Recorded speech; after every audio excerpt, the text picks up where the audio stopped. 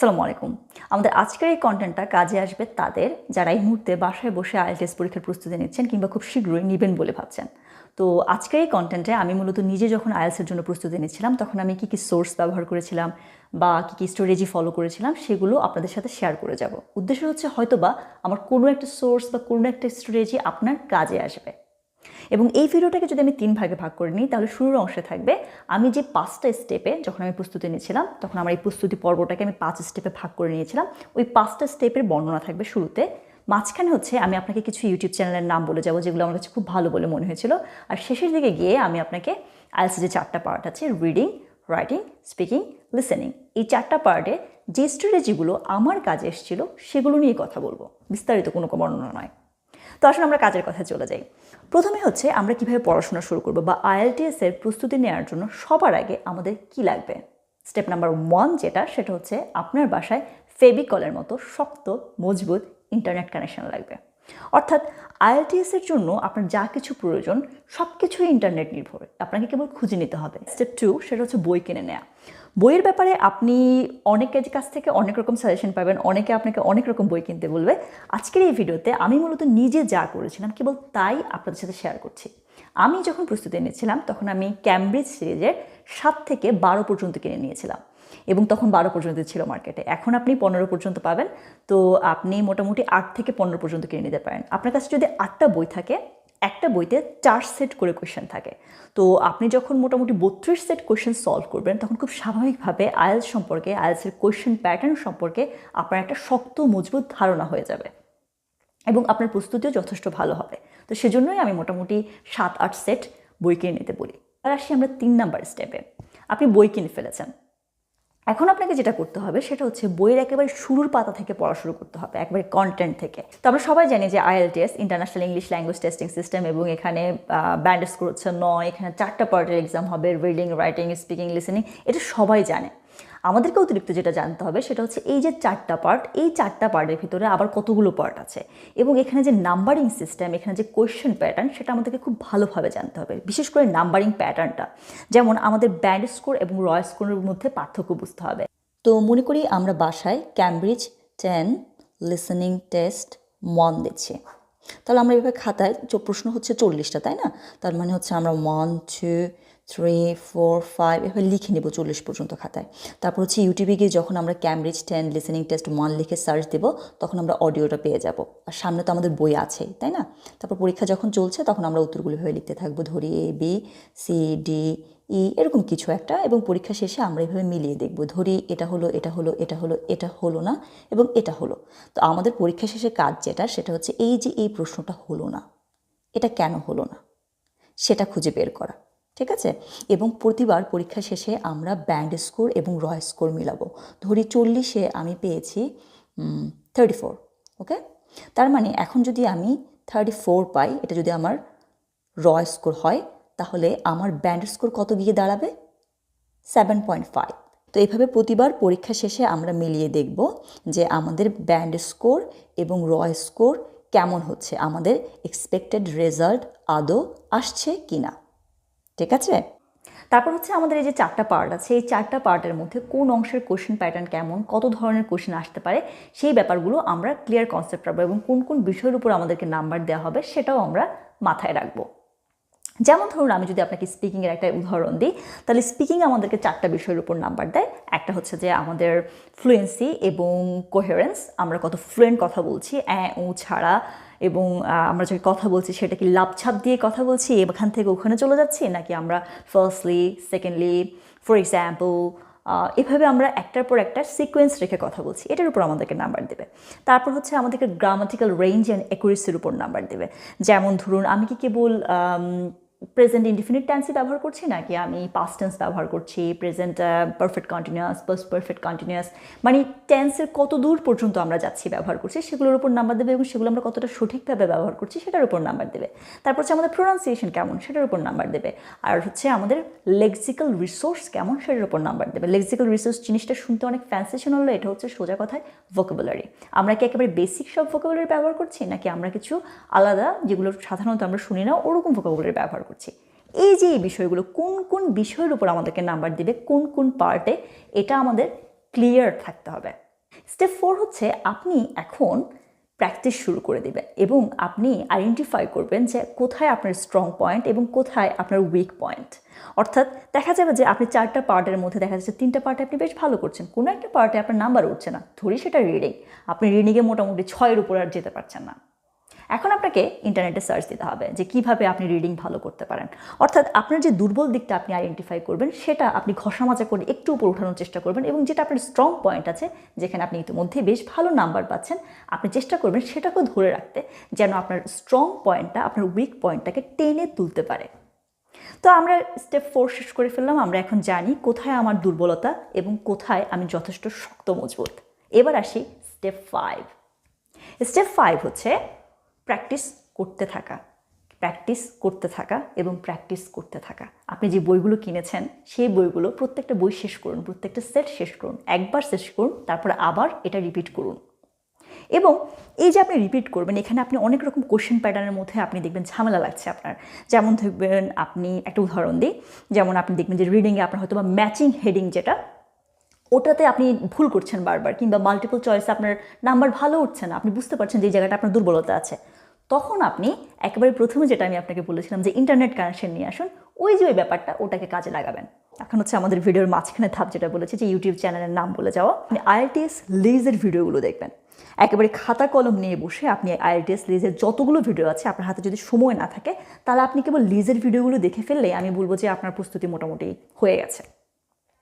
তারপরে লিজের সবগুলো ভিডিও দেখার পরে গুরুত্বপূর্ণ পয়েন্টগুলো নোট করে নেওয়ার পরে আপনার আসলে আইএলটিএস নিয়ে আর কোনো দ্বিধা সংশয় থাকার কথা না। এখন তারপরে যদি আপনি ধরুন আপনি আরও পড়তে চাচ্ছেন, আরও জানতে চাচ্ছেন, আরও বিস্তারিত আপনি বুঝতে চাচ্ছেন, বা আপনার হাতে সময় আছে, সেক্ষেত্রে আপনি আইএলটিএস উইথ জে এই চ্যানেলটাতে যেতে পারেন। যে খুব সুন্দর কথা বলে, ওর বডি মুভমেন্ট, ওর ইন্টোনেশন সব কিছু অসাধারণ, আপনার শুনতে ভালো লাগবে। এবং ওর ভিডিওগুলো অনেক বড় বড়, তো দেখা যাচ্ছে যাদের লিসেনিংয়ে প্রবলেম আছে ওরা ওর ভিডিওগুলো আপনি শুনতে পারেন, ভালো লাগবে। তারপর হচ্ছে আইএলটিএস উইথ অ্যাডাম আছে। অ্যাডাম হচ্ছে জের মতো অত এক্সাইটমেন্ট নিয়ে আপনি হয়তো বা আইএলটিএস উইথ অ্যাডাম দেখবেন না, কিন্তু অ্যাডামের কিছু কন্টেন্ট আমার খুব কাজে এসেছিলো, ওর কন্টেন্টগুলো সলিড। ঠিক আছে, আইএলটিএস উইথ অ্যাডাম দেখতে পারেন, আইএলটিএস উইথ এমা দেখতে পারেন। এমা মেয়েটা চমৎকার কথা বলে, খুব হাসি খুশি, আমার দেখতে ভালো লাগে, তাই আমি ওর ভিডিও দেখতাম। ওর ভিডিও থেকেও আমি বেশ কিছু জিনিস শিখেছি। এইগুলো আমাদের আইএলটিএস সংক্রান্ত কথাবার্তা, অর্থাৎ আইএলটিএস সংক্রান্ত চ্যানেলগুলোর কথাবার্তা। এখন আসি, আপনি কেবল আইএলটিএসের চ্যানেল দেখতে তো আপনার ভালো লাগবে না, তাই না? আপনার দেখা যাচ্ছে যে বিরক্ত লাগার কথা। আর আরেকটা কথা বলে দিই, যে কিছুদিন আপনি আইএলটিএসের প্রস্তুতি নিচ্ছেন, আপনি চেষ্টা করবেন ওই কটা দিন ইংরেজির মধ্যে থাকার চেষ্টা করবেন। আপনি ইংরেজি বই পড়বেন, ইংরেজি মুভি দেখবেন, ইংরেজি গান শুনবেন, তারপর হচ্ছে ইংরেজি পত্রিকা পড়বেন, মানে যতভাবে ইংরেজির মধ্যে থাকা যায়, আপনার অবচেতন মন যেন ইংরেজি মানে ওই ভাষাটাকে যেন অ্যাবজর্ব করতে থাকে, সেরকম ব্যবস্থা করে দেবেন।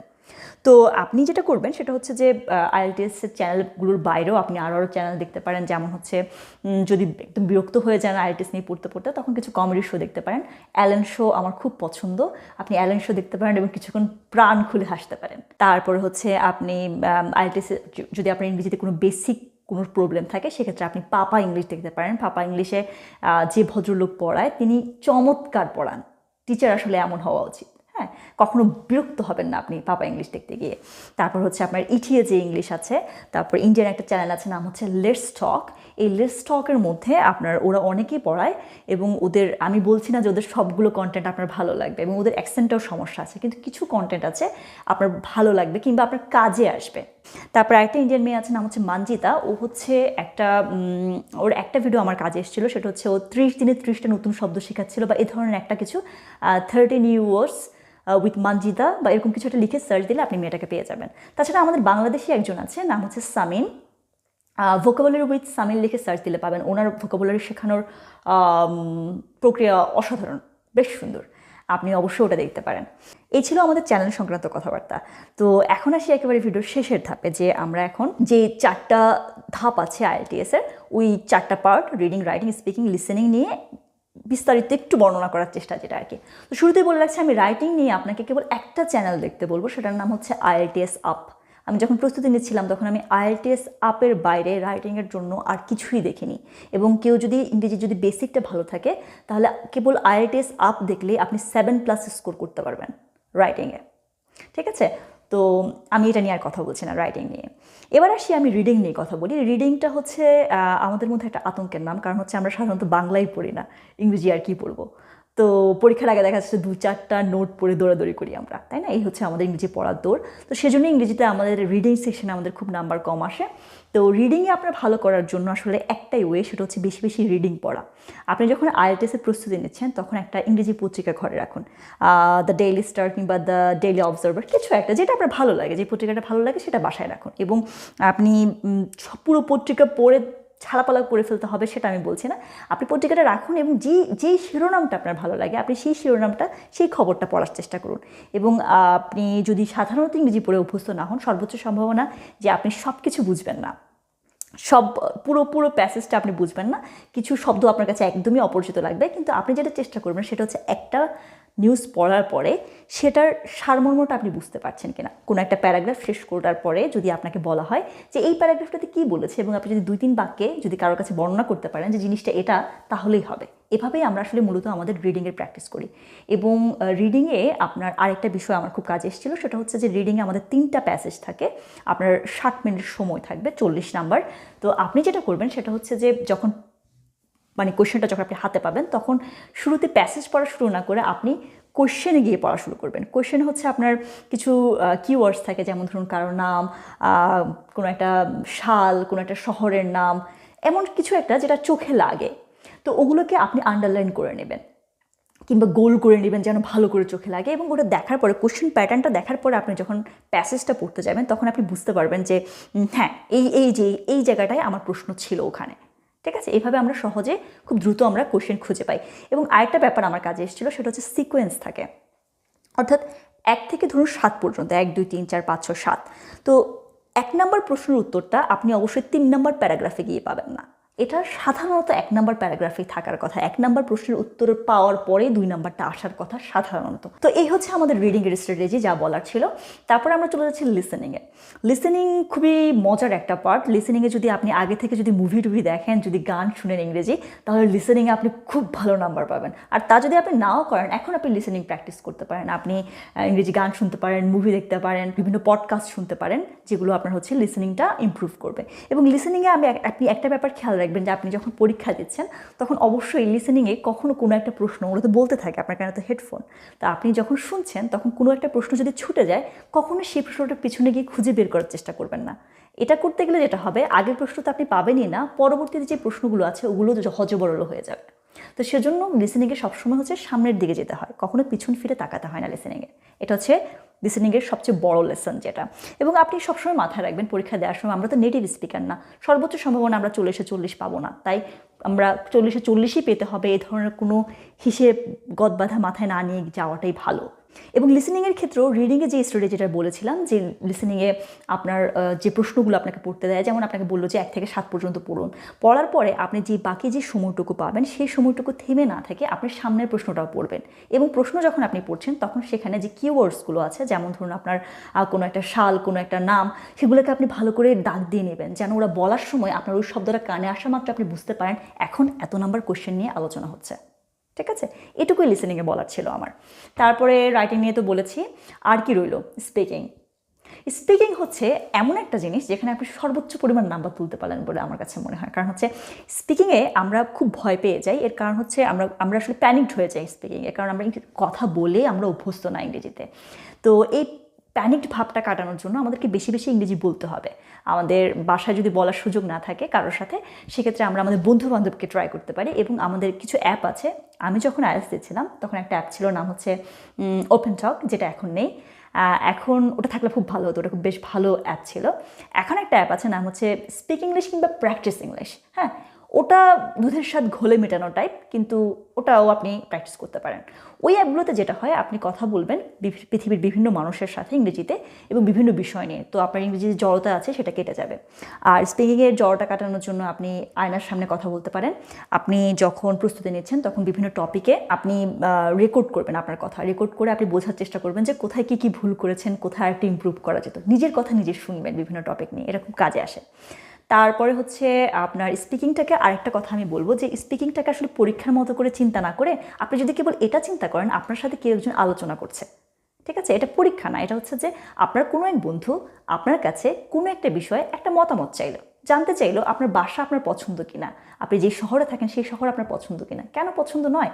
তো আপনি আপনার বন্ধুকে যেভাবে উত্তর দিতেন সেভাবে একটা আলোচনার মতো করে যদি আপনি স্পিকিংটাকে নেন, এবং স্পিকিংয়ে যদি আপনি একটু যে স্পিকিংয়ে যে 4টা পার্টের কথা বলেছি, যে আপনার ফ্লুয়েন্সি এবং কোহেরেন্স, আপনার প্রোনাউন্সিয়েশন, আপনার লেক্সিক্যাল রিসোর্স, তারপর এই যে ব্যাপারগুলো, এগুলো যদি আপনি মেনটেন করেন ফার্স্টলি, সেকেন্ডলি, ফর এক্সাম্পল একটু সুন্দর করে যদি কথা বলার চেষ্টা করেন প্যানিক না হয়ে, তাহলে স্পিকিংয়ে কিন্তু আপনি নর্মালি যত নাম্বার পাবেন, একটু যদি প্র্যাকটিস করেন কটা দিন, তাহলে স্পিকিংয়ে আপনার তফাৎটা অনেকটা আকাশ পাতাল হয়ে যাওয়ার সম্ভাবনা আছে। কেবল প্যানিক না হয়ে শান্ত থেকে কেবল বন্ধুর সাথে কোনো একটা বিষয় নিয়ে আলোচনা করছেন, এরকম একটা বিষয় যদি আপনি মাথায় আনতে পারেন, স্পিকিং কিন্তু মোটেই কঠিন নয়। এবং স্পিকিংয়ের আরেকটা জিনিস আপনার কাজে আসবে, সেটা হচ্ছে যে ইউটিউবে আপনি দেখবেন যে বিভিন্ন স্পিকিংয়ের বিভিন্ন টপিক নিয়ে দেখবেন বিভিন্ন কন্টেন্ট আছে, অনেকগুলো ভিডিও আছে, দেখবেন বিভিন্ন টপিকে বিভিন্ন মানুষজন কথা বলে এবং সেগুলোর ফিডব্যাক দেওয়া থাকে। আপনার কাজ হচ্ছে কে কোন বিষয়ে কথা বললো এবং কিসের জন্য তাকে কত কত পয়েন্ট দিল, এই ব্যাপারটা একটু খুঁজে বের করা, এই ব্যাপারটা একটু দেখা। যারা বেশি ব্যান্ড স্কোর পেয়েছে, যেমন ধরুন যারা 9 পাচ্ছে, 8 পাচ্ছে, ওরা কিভাবে কথা বলছে সেটা একটু ফলো করা। এতে হবে কি, আপনার টপিকগুলো পরিচিত হবে এবং আপনার কাছে আপনি বুঝতে পারবেন যে কেন ওরা নাম্বার পাচ্ছে। তো আশা করি সব কিছু নিয়ে একটু কথা বলা হয়েছে। এই ছিলই আমাদের মূলত আজকের কথাবার্তা। আশা করি আজকের এই দীর্ঘ আলোচনা আপনার কিছুটা হলেও আপনার কাজে আসবে, অল্প একটু হলো আপনার কাজে আসবে। এতক্ষণ বকবক শোনার পরে যদি অন্তত একটা টিপসও যদি কাজে না আসে, তাহলে ব্যাপারটা খুব বাজে হয়ে যাবে। তো আশা করছি কিছু একটা হলো আপনার কাজে আসবে এবং আপনার প্রস্তুতি ভালো হোক। এবং একটা কথা বলে দিই যে আইএলটিএস যেহেতু অনেক এক্সপেন্সিভ একটা পরীক্ষা, আপনার চেষ্টা করতে হবে যেন এই পরীক্ষাটা আপনি একবারেই যেন আপনার এক্সপেক্টেড রেজাল্টটা পান। সুতরাং প্রস্তুতি একটু ভালোভাবে নিন, ঠিক আছে? একবারই পরীক্ষা দিব আমরা এবং একবারেই আমাদের এক্সপেক্টেড রেজাল্ট পেতে হবে, এতবার এত টাকা খরচ করার কোনো মানে হয় না, ঠিক আছে? তো ভালোভাবে প্রস্তুতি নিতে হবে এবং আইএলটিএসের মূল পরীক্ষায় বসার আগে কখনোই মক টেস্ট দিতে ভুলবেন না। মূল পরীক্ষায় বসার আগে অন্তত 5টা মক টেস্টের জন্য রেজিস্ট্রেশন করুন এবং আপনি মক টেস্টে যেই রেজাল্ট পাবেন, অবশ্যই ফাইনাল পরীক্ষায় আপনি 0.5 হলেও তার চেয়ে বেশি পাবেন। সুতরাং এমনভাবে প্রস্তুতি নিন যেন একবারেই আপনি পরীক্ষা দিয়ে ঠিক যে রেজাল্টটা আপনি চাচ্ছেন সেটা পান বা তার চেয়ে ভালো করেন। এবং আপনি মক টেস্ট দিয়ে বসলে অবশ্যই মাথায় থাকবে যে আপনি যেটা পেয়েছেন তার চেয়ে ভালো করবেন। আপনার প্রস্তুতি ভালো হোক, আপনি একটা ভালো স্কোর করেন, আপনার প্রস্তুতিকালীন সময়টা ইন্টারেস্টিং হোক, বোরিং না হোক, আপনি আপনার এক্সপেক্টেড রেজাল্ট পান একবারেই। এই শুভকামনা রইল আপনার জন্য। ভালো থাকুন, সুস্থ থাকুন। দেখা হবে আপনার সাথে আমার পরবর্তী অন্য কোনো ভিডিওতে। আল্লাহ হাফেজ।